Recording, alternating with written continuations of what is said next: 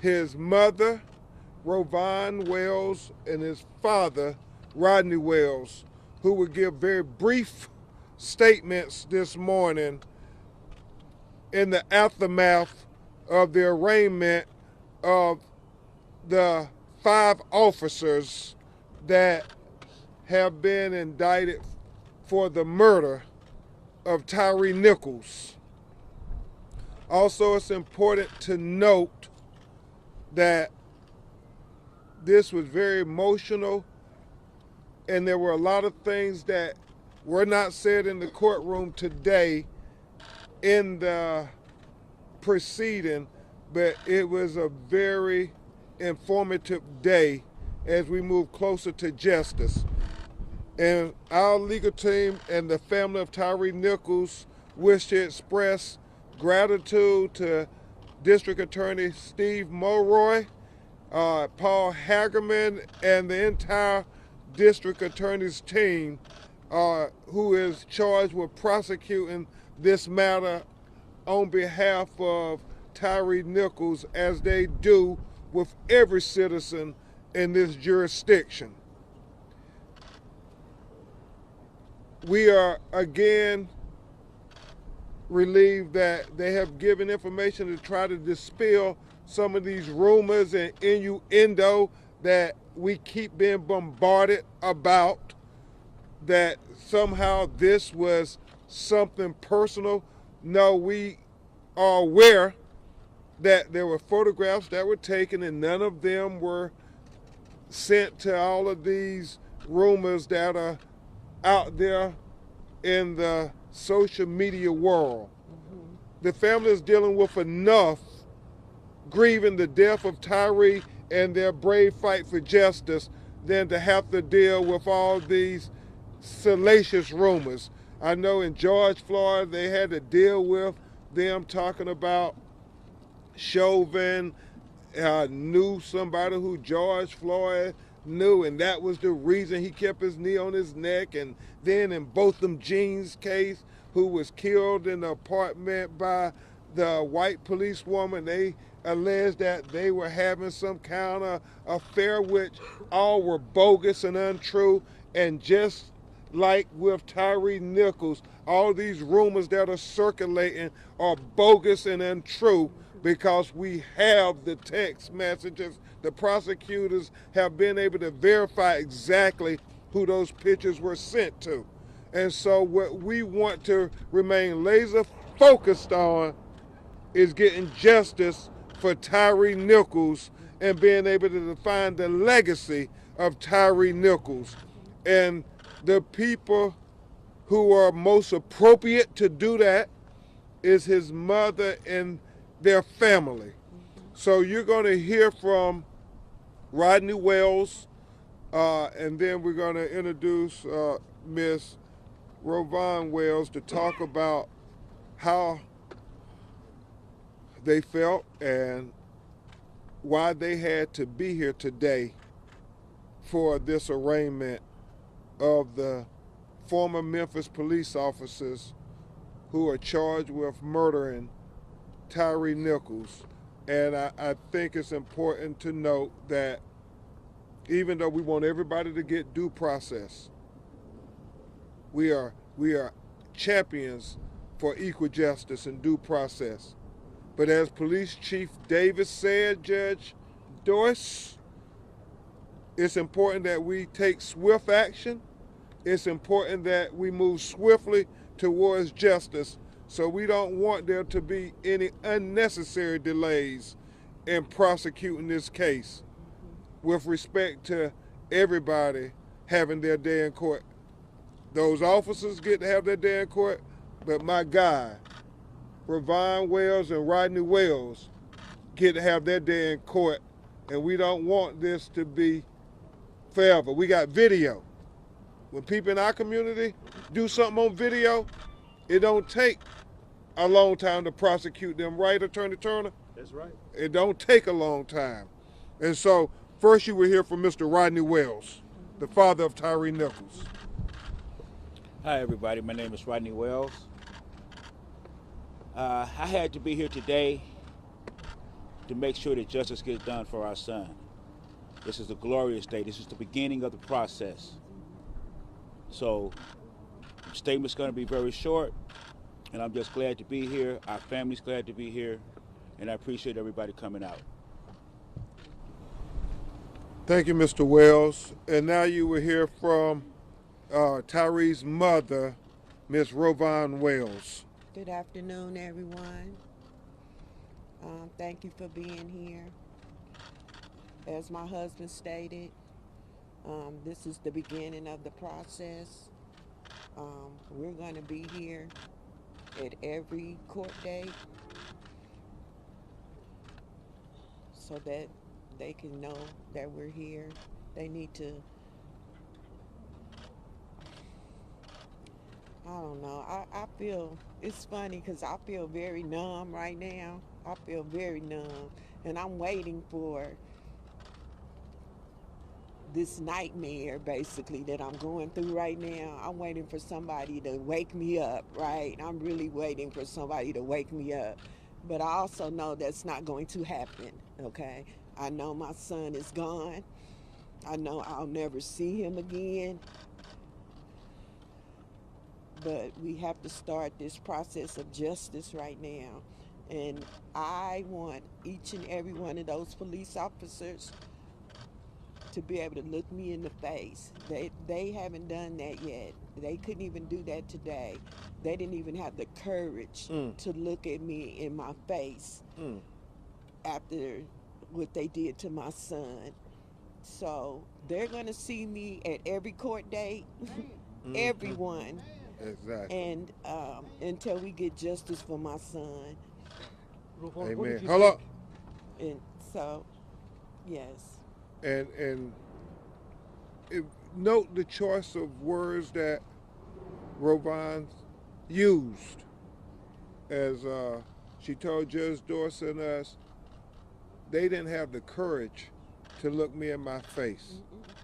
Not dignity to look me in my face, because when you look at the video, there was no dignity there. But they didn't even have the courage to look at her in her face, and that's what she came to the courtroom to see today. Them look her in her face, eye to eye. How could you do this to my son? And they didn't. Okay. What did you think? No. Wait. Are you finished? Yes. Okay. All right. We'll take a few questions. Rovon, what did you think when you heard the words "not guilty"? Well, sir, they're going to say that. You know, that's a procedure that everyone's going to say and do. I'm going to leave it up to the district attorney's office and to get them prosecuted and everything, and then they'll find them not guilty. They'll find them guilty, I should say. So them saying they're not guilty, that's a preliminary thing. Everybody's going to say that. And I was expecting it, so it wasn't nothing new. Okay. Judge Ernestine Dorsey is going to make some remarks before we continue the questions. Judge Dorsey is retired Judge Ernestine Hunt Dorsey, and let's not get me out of place, because I want you to know that the process is the process, and I'm about transparency, so that's the first thing I had to tell you. I was retired, but it's good to see the country and the state still interested in what's happening in our community, and especially in the prosecution of this case, because this case is the case that's pretty much going to be a cornerstone. You know, when the builders start rejecting stones, but this is going to be a cornerstone that the builders would not be able to reject. So that is what I see, and the process is. Yeah. Can you lay out what you think the next year will be in terms of this case? So the next hearing is in May, and then what is the next? Well, I can only do it. I mean, I've been a trial lawyer, and I can tell you the process. It's not as swift. It's not as swift as the indictment, but the indictment was the most important thing to get the wheels of justice to truly roll. And so this is going to be processed, and it's not necessarily going to be held up by trying to slow the process. It's just how time is. And so most criminal cases don't come to trial, and I'm assuming this is going to go to trial. That can't tell you how long, but it's not going to be at the end of this year. Steve, we know, like in George Floyd's case and Ahmaud Arbery's case, that there may be federal charges brought here. And so we want there to be full justice. And so as we look at the process on the state, we understand, just like in George Floyd, there may be federal charges contemplated that may be announced, and then they would take a parallel course. But we know in George Floyd's tragic killing that those officers were prosecuted within the year. Yeah. So the hope is that we have a blueprint going forward on all these tragedies. Before we take any other questions, Attorney Van Turner, would you like to give a remark? Yeah. We again want to thank Ms. Robon Wells for her courage, Mr. Rodney Wells for his courage. It takes a lot to sit there in the courtroom and to face individuals who took actions that they did not have to take. Nothing that evening that we saw, that you saw, provoked them to do what they did to Tyre Nichols. And here we have a family, we have a son that's lost a father, and we just we feel their pain, and we're going to be here with them throughout the way. But let's also understand that this case is going to be a landmark decision, but it also needs to lead to policy. How do we stop this from happening again? The state needs to pass the Tyre Nichols Police Reform Act. Amen. We need the governor to sign the bill. The governor, Bill Lee, needs to stand up for this family. We want the thoughts, we want the prayers, but we want action. Amen. We want this bill passed right now, the Tyre Nichols Police Reform Act. We want them to withdraw the bill to get rid of CLERB. The Citizen Law Enforcement Review Board is what we have. That's the citizens' eyes over law enforcement. The police can't continue to police themselves. Yes. So if we are really serious about justice for Tyre, we want to make sure that there's a swift prosecution and that these guys serve the time for what they did, and we want to make sure that there's swift action at the Tennessee legislature with passing this bill, and we want them to immediately withdraw the bill that would undo CLERB right now, today. Yes. We want them to withdraw that bill because that's the citizens' eyes over law enforcement. We're going to continue to pray for this family, and we're going to continue to say justice for Tyre. Justice for Tyre. Thank you so much, President Turner, for your leadership. You good? I'm good. Okay. Ms. Ravon, since January 7th, your life has been completely upended. Your family's been scrutinized. The whole world has been watching your family. But you've responded with grace and compassion that you owe no one. So I wanted to ask you, what's holding you together right now, and what is sustaining both you and Mr. Wells? One thing I can tell you is the prayer. I have people reached out to me from all over the world. I have received sympathy cards from people that I don't even know. People are praying for our family. God is what's holding us up. And the fact that, again, I have to always keep in mind that my son was sacrificed for the greater good. That's what's holding me up, and that's what's keeping me together. And the fact that I do have 3 other children that I have to stay strong for. Because if I break down, then they're going to break down. So me being a mother, I have to stay as strong as I can for my other children. Amen. Yes, ma'am. But then we'll come to you.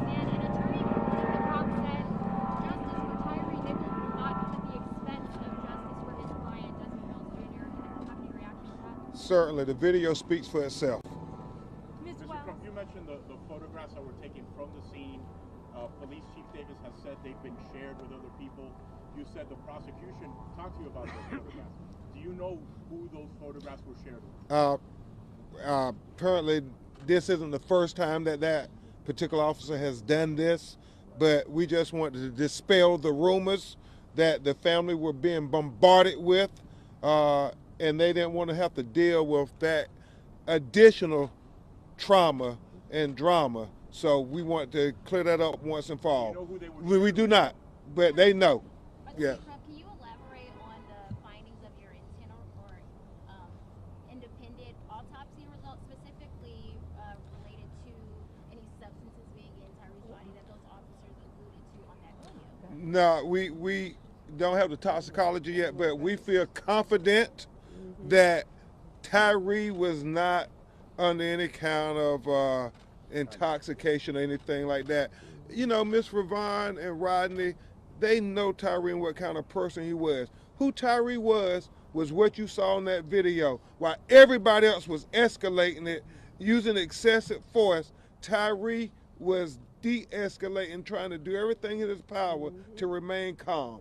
That's who Tyre Nichols was. Exactly. Actually, that also, piggybacking off of that, we know that the incident report that was authored that night does not line up exactly with reality. One of those quotes from that report says that the officers came in contact with you, that you thought your son's drink might have been spiked. Was that a fabrication? Taken out of It context. was something taken out of context. And so the prosecutor will deal with all of that. Yeah, I can't go any further with it, but it was taken out of context. Completely out of context. Completely taken out of context. We think that from the beginning it was a conspiracy to cover up this murder. Yes. Ben, can I ask? The city's going to share. The city has said that it's going to release more video and recordings. Are they going to offer you to see those first? Yes, they did say that. We don't know when, but they said they would, out of respect for the family, they would let them see and hear the videos. Ben, should Preston Hemphill, the 6th officer who was at the scene when Tyre was first stopped, should he face charges? Well, certainly Miss Ravon Wells is asking that question, and so it is our hope that every officer who had anything to do with the death of her son will be held accountable, and we will leave that for the prosecutors. Mr. Crump, what is the timing of any civil litigation against the city of Memphis? Well, we're trying to get the completed autopsy report in our hands, but we will be seeking full justice for Tyre Nichols. That is criminal culpability, civil accountability, and as my co-counsel Van Turner said, policy. We want legislative action, because getting justice for Tyre isn't about just having accountability of these officers. It's about trying to prevent anybody else from being killed in this manner. One last question, ma'am. Mr. Crump, you said that you saw the text that went along with the pictures. Can you tell us? No, I didn't see the text. They told us about the text, and they told us that all of this stuff that is rampant out there on social media is completely untrue. It's bogus, and they know that the text messages who they went to had nothing to do with all this stuff that you all have been hearing on social media, and some of you have reported. And the only reason that they thought it was important, and I think it's important to speak to it, so they will quit harassing the family over this ancillary matter. Has nothing to do with the reason why this happened to Tyre Nichols. This Scorpion unit had a pattern and practice of doing this to black people in Memphis. That's it. You don't need to go no further than that. We talk about these special police units or these proactive policing, and they do this stuff in marginalized communities of color, where they trample on the constitutional rights and human rights of black and brown citizens. They don't do that in the white communities to white citizens. That is why Tyre Nichols was killed, because of this excessive force policing of black citizens. Thank you. Mr. Crump, I live in the city of Memphis. A lot of Memphians are concerned that these officers are still on the street. A lot of these officers are still on the street. I mean, they've been rearranged. What do you? Should the city of Memphis be concerned? Well, I think there should be a thorough investigation on every aspect of